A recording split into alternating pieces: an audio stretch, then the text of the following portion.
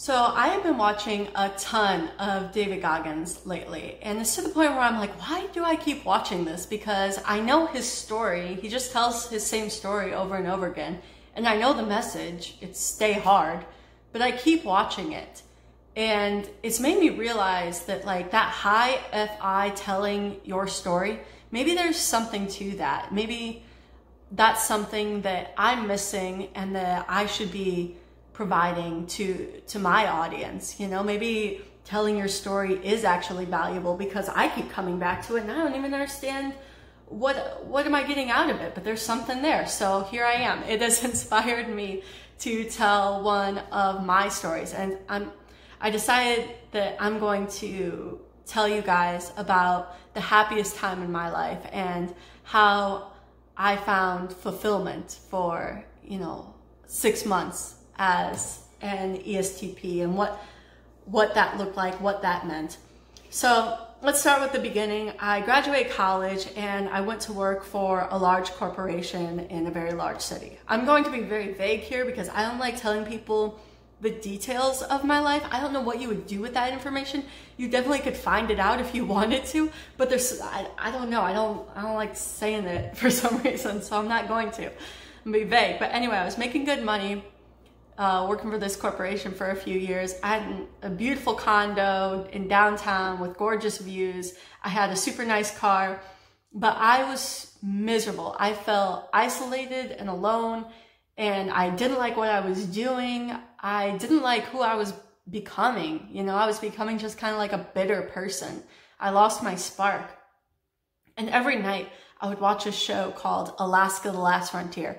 I think it was on like History or Discovery Channel. Doesn't matter. Not sure if it's even on anymore, but you can find it somewhere. And it's about these homesteaders in Alaska who are just like surviving and making their way with their cattle and building a barn and all this. And I watched that and I'm like, that's what I want to do. I'm fascinated by these people whose lives are so incredibly opposite to mine, and I want a big change. So when I finally did get the courage to quit my job, I went up to Alaska to work in this small town called Talkeetna. And it's got about 800 full-time residents. You probably haven't heard of it. It's most famous for having a cat mayor. And the mayor that was there when I lived there has since passed, and they elected a new cat. So that says something about like the quirkiness and like the type of place that this is. There's really not much there. It's got like one road, a couple restaurants, a few tourist companies with like, take you down the river, take you up to the mountain on a plane.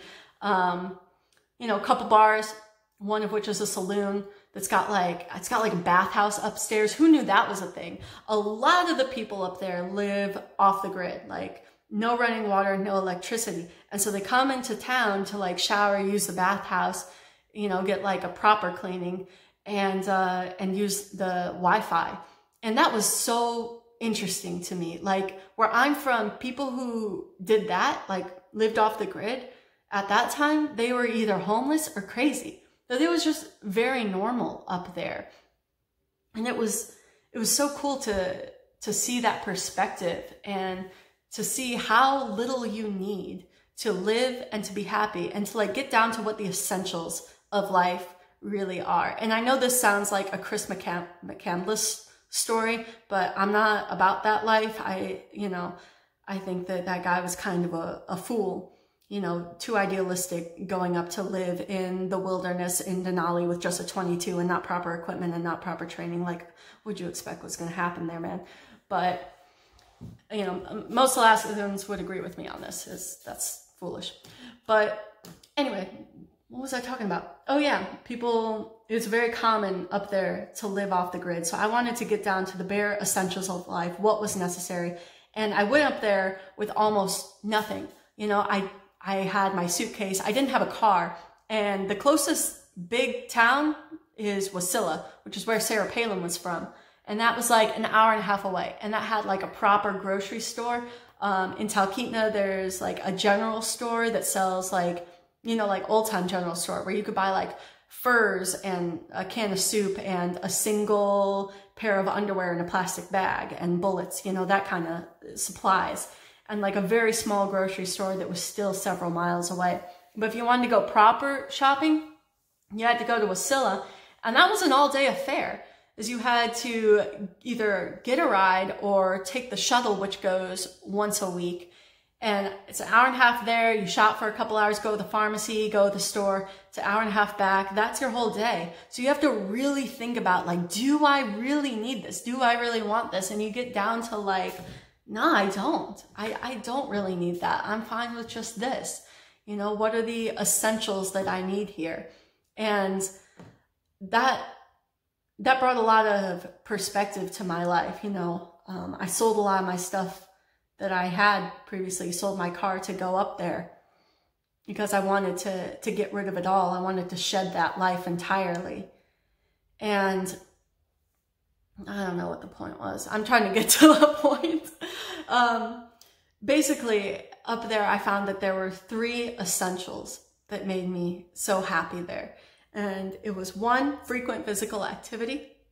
2, lots of time in the outdoors. My friend and I met like one of my best friends up in Alaska, and she and I would take off in her car and go camping and go on adventures on the weekends. You go whitewater rafting in like class 5 rapids that were flowing off of a glacier. So it really added to the intensity because it's freezing cold and there's a guy in the back screaming directions at you. So if you fall off here, this is how not to die. And you're like, oh my God. And, you know, skydiving and climbing a glacier, that was very dangerous because we didn't have proper equipment and we were just hiking around out there. And I'm like, should this be allowed? And probably the most dangerous thing I did up there, though, I did without her. I met this guy at the saloon, and then just like a few months later, we texted and I went ptarmigan hunting with him just out in the wilderness, got in his truck with like, you know, some guns and bullets and like some extra, like a little bit of food and some extra fuel for the truck. And we just went out there, and I'm like, oh, I don't actually know this person. They could shoot me and leave me here, you know? But obviously everything worked out fine. It was a good time, beautiful scenery, good day. But, you know, frequent outdoor adventures was the second thing, frequent time outside, because it really helps me to like, you know, properly disconnect, as cliche as that might sound, and get into the real world, look at real things and gain perspective. And, you know, the final thing, but most important thing, was I found my tribe there. I had a real sense of community. I worked at this lodge with people who come from all over the country and all over the world to work in the summer months, which is basically spring, summer, and fall. It's 6 months, and then all tourism basically shuts down for the 6 months of winter. A lot of Bulgarians come to work in Alaska, which, you know, who knew? Alaskans know. But so there were like 100 to 200 of us working at this lodge and living in employee housing. And when I'm talking about employee housing, like I lived in basically, it was like a cell block with my roommate. And then all the other areas were communal, like the kitchen, the bathrooms, one like little living, like rec area. And then we were always outside, always throwing the football, playing basketball, playing sports, looking at the moose, staying away from the moose because moose are actually super dangerous. And it was there that I felt like I had my family, you know, we were all there struggling and supporting each other. Even like, you know, from Bulgaria, Ukraine, US, doesn't matter. You know, we're all like, this is something totally different. It's like we're not living in a different culture. We have transcended time. This is an entirely different thing. And, you know, I've lived in a different country. I lived in Spain for a couple of years, but I think I learned more about life, just more life lessons in Alaska in my 6 months there. I think that was a more valuable time for my personal development. Not that I came back and I had it all figured out, because after that I bounced around the world and lived in Spain and then came back and had nothing. And I'm like, perfect time to start a business, because I always wanted to be an entrepreneur. And I was just waiting for that time, you know.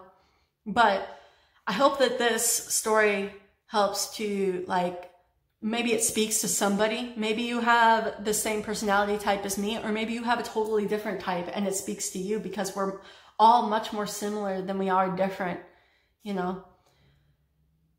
And there, you know, when we're talking about personality types, we're really splitting hairs. We've got like, what, 98% of our DNA or something is shared with a chimp, and you think that you're so different from me? They're not really all that different. So I think this story, like, I don't know who, I don't know how, but I think it'll speak to somebody. So you all should check out Type Match on iOS and Android. We're coming out with a new version though in November. It's October right now. You could be watching this whenever.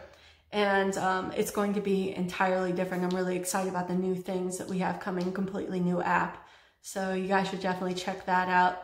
But also, you know, please like and subscribe to this channel. And let me know if you can relate with this story at all. If this did like speak any message to you at all. Because I'm doing my best. Like, I'm really understanding, like, there is value in that, like, FI sharing my story thing. But I don't know how to do this. So like, I'm trying to break out into that area, because I see that, like, okay, there must be something there.